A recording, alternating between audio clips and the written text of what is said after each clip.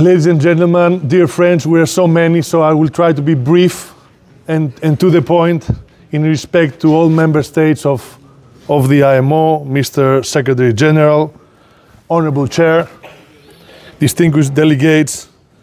But first of all, ladies and gentlemen, my deepest appreciation to all delegations present. I am Vasilis Kikilias, Minister of Shipping of Greece, a small country with a huge maritime tradition and the privilege and honor of representing 20% of the global fleet. Yet, nothing is taken for granted.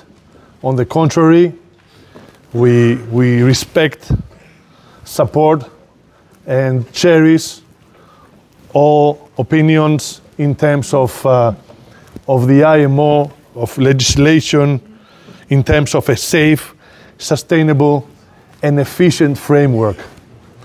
One that can only be represented through the International Maritime Organization, which means that all efforts should be made in terms of your respected opinions, in terms of being able to agree in a global framework within the organization. I think that we all can come to a conclusion that patchworks of different implementations in terms of frameworks in countries, regions, continents, and so on can only guide to a very difficult global commerce. And 80 to 90% of global commerce is done through the sea, which means that we hold a great power in our hands.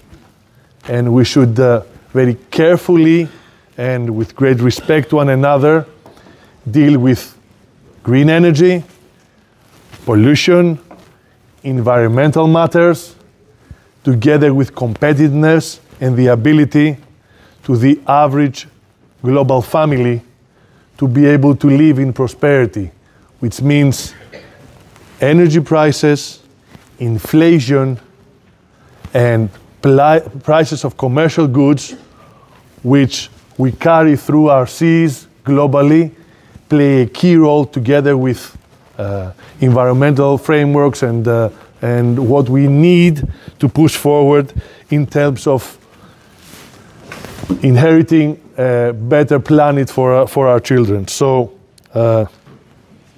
first of all, Greece unequivocally condemns all attacks against commercial ships. Unfortunately, 2025 going to 2026, this is a reality we have to face, and we should all unite against piracies. It is unacceptable. It's a big problem for global commerce.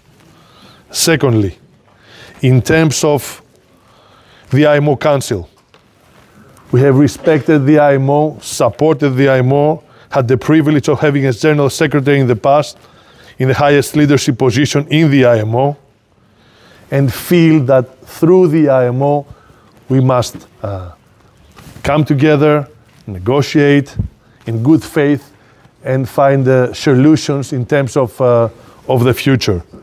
And we accept that maybe nobody can have 100% of what they seek through agreements like that, but the best possible effort must be done to be able to have a main framework of agreement in terms of working and trying to find solutions together. We do believe in global measures. We do believe that global measures must combine environmental ambition with economic and operational realism and fairness. We do believe that the transition must be carefully managed to avoid economic and technological shocks. It is important to ensure the international rules are not mere punitive mechanisms.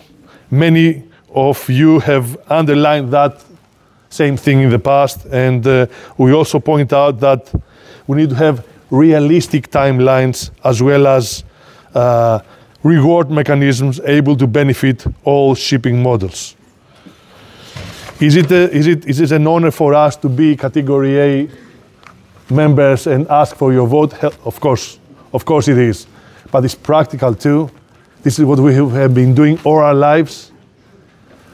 We were shipmen, we traveled around the globe, we believed in commerce, we've built from Odysseus until today our history, our heritage, our economy, and our future through the sea. And we humbly ask you to take this into consideration and give us the ability to keep on pushing forward and work for not just our rights or our people's rights, but for a global framework that suits everybody, that respects the current fuel, which is LNG, and that gives the opportunity for all of us to work together and succeed in a lot. Definitely, the things that unite us are much, much stronger than the ones that divide us.